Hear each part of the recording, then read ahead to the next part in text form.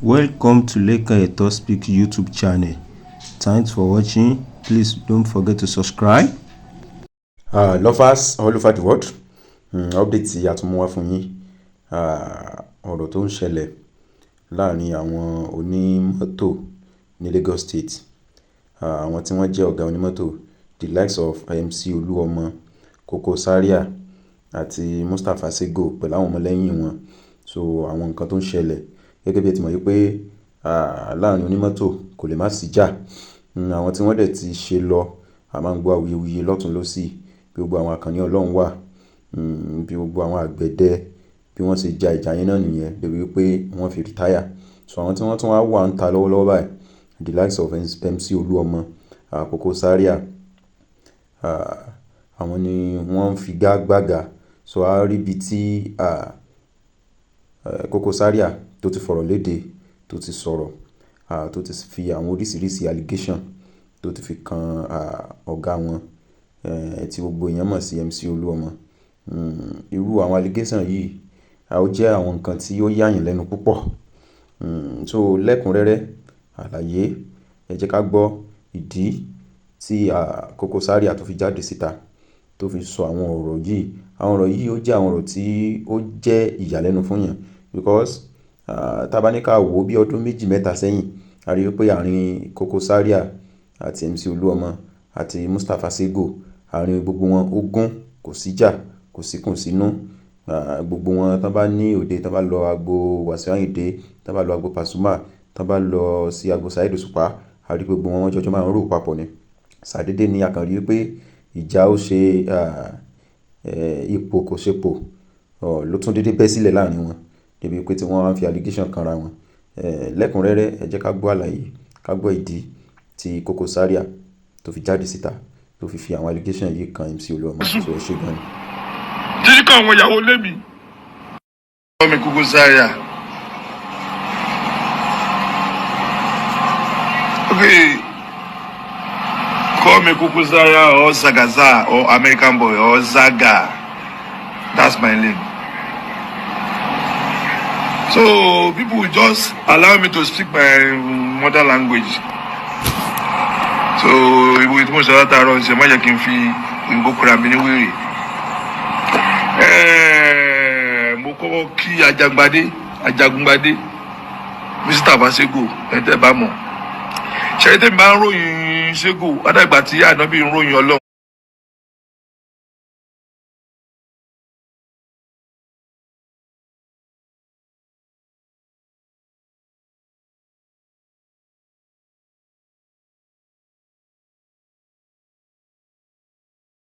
Tó ṣe wàláì tàrà iṣẹ́ union ó jí òkú dìde. Àwọn tó wọn nírètí mọ́ láti rètí ti pín fára union lóun agbésẹ́gò jáde. Ẹ tí ò rí jẹ ti dé torí jẹ. Àwọn ọlọ́kadà kan wà tó máa kan wà wọ́n pè ń Jagamu. Orí ìrònú ló kú lé, wọ́n gbó lọ́wọ́ ẹ̀ náà ló fi kú. Kódà Kim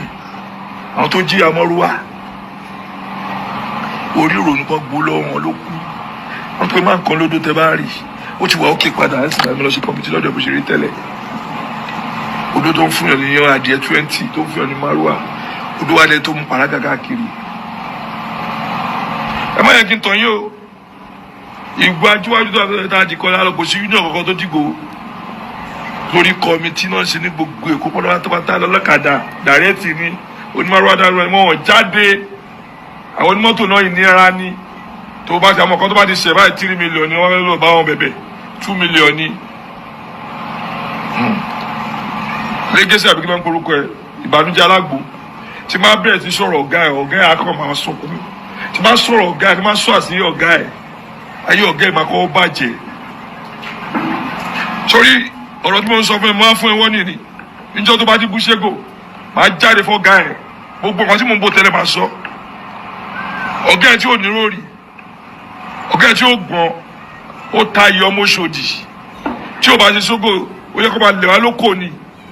Nǹkan tó ọmọ Òṣòdì ṣe fún gbọ́n oní union ó yẹ kó máa lè wá lóko ní irú wa ẹ̀kọ́ ẹ̀kọ́ rí wa. Kí ọjọ́ ìdí ogbó Èkó kó dí sọ́ọ̀fù ogbó Èkó ó ti sọ gbogbo onímọ̀rúwá pátá gbogbo àwọn tó jáde pé àwọn òbò onímọ̀rúwá lọ́mọ olè àwọn olè tó ń jẹ tó ń rí jẹ mọ́ ni kí lára àgbà mọ̀ pa abọ́rúwá kí ni pápí mọ̀ pa abọ́rúwá ṣèbó délé bó bẹ́ẹ̀ ni mọ́tò kan ló ń wà ní wọ́n kàn ń gbówó lọ ń ṣe bó ṣe wù wọ́n ń nànà kùnà ṣé wàá lóhùn fẹ́ bẹ́ẹ̀ mọ̀ kí gbogbo anybody jẹun ẹ wo bọ́tà di lọ lẹ́nu ọjọ́ mẹ́ta ẹ wo gbogbo anybody ṣe jáde ẹ bá yẹ pọ̀ tó kí wọ́n náà wà lẹ́kọ̀ọ́ ọ̀gá ẹ̀ ló jẹ́ kó náà wà lẹ́kọ̀ọ́ ẹ mọ iye owó tó ga ẹ gbà ni ọmọ iye tó gbà ni àwọn onítẹ̀tẹ̀ náà kó fún ó ní nǹkan tó fẹ́ gbà lára wọn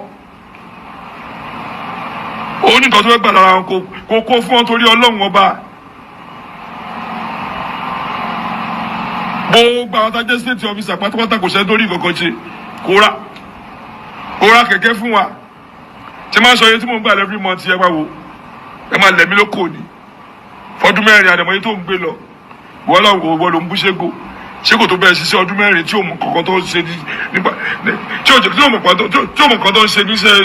ní tẹ́sọ́rà ṣé fìnánsì ṣiṣẹ́ ni ìbọn wọn tó fi síbẹ̀ ló ṣiṣẹ́ ta ló ń ṣiṣẹ́ tí bá ti lọ báyìí jẹ̀díbó lọ́wọ́ mú látàrọ̀ ti di alẹ́ kò ṣiṣẹ́ kan tó fún wa ìwọ ló wá ń sọ̀rọ̀ ó máa yẹ kí n sọ̀rọ̀ tí bá sọ̀rọ̀ ó kẹ́dọ̀ pé gbogbo àwọn tajẹ́ ti tiẹ̀ pọ́nrátà kò ṣe tí ò báyàwó ẹ̀sùn kò sí ó gbẹ tó ẹ̀pẹ̀ pọ́nrátà kò ṣe tí ò báyàwó ẹ̀sùn ṣerú yẹn ni tó bá ń wá káyé ò ní káyé tó bá ń wọ ẹlẹ́tàánú ni tó bá ra mọ́tò tuntun kó tó di next month wá gbàṣẹ́ lọ́wọ́ ẹ̀ kò fẹ́ àwò tuntun wà gbà lọ́wọ́ kò fẹ́ àwò tí máa ń jowú ìyàwó ìka ni o mo mọ̀ nǹkan tó ṣe fún yín gbogbo nǹkan tó ṣe fún mi máa ní pé kì í sọ fún pé kì í fi ṣépè fún pẹ̀lú tẹ́ ń bú mi èpè amọ̀yìn tẹ́bí tara nǹkan tó ṣe fún mi ti máa sọ fún yín gbogbo yín ara àbí tó bá mi yá 40 million bí mo fi sọ 80 million ẹ máa wòrán o gbogbo ẹni tẹ́ ń pè mí lọ́dálẹ̀ tó wá pé mi ò mọ èmi Gani Àyìndé ọmọ olómù mo dalẹ̀ ara bí kábùrúkú jẹ́ tèmi gbogbo ẹni tẹ́ ń pè mí pátá tí ò bá rí bẹ́ẹ̀ ẹ ṣòfò tọmọtọmọ tẹbí tara ni èmi kí náà pè ní dalẹ̀ kò sí girlfriend kan tí mo ní tí ò bá sùn títí kan àwọn ìyàwó lé mi gbogbo ata wà lẹ́gbẹ̀ẹ́ pátá kò jẹ́ tí ò bá yàwó ẹ̀ sùn ẹ gbàgbé ẹ má yẹ kí n sọ̀rọ̀ tí má sọ̀rọ̀ lásán ẹlòmíràn wo ọ̀gá wọ́n ní wọ́n sọ fún ẹ o wọ́n ní mo wá sọ fún ẹ mo wá wọ́n nu ẹ ní ìjọ tó bá ti là ń tó bí ṣégo òun bú ṣégo tó kó owó tó lọ ra mọ́tò fún gbogbo wa àwọn 30+ nígbà tó gẹ́ ẹ wá bẹ́ẹ̀ 18 ni wá o ta ló ra kóra ó ti jẹun.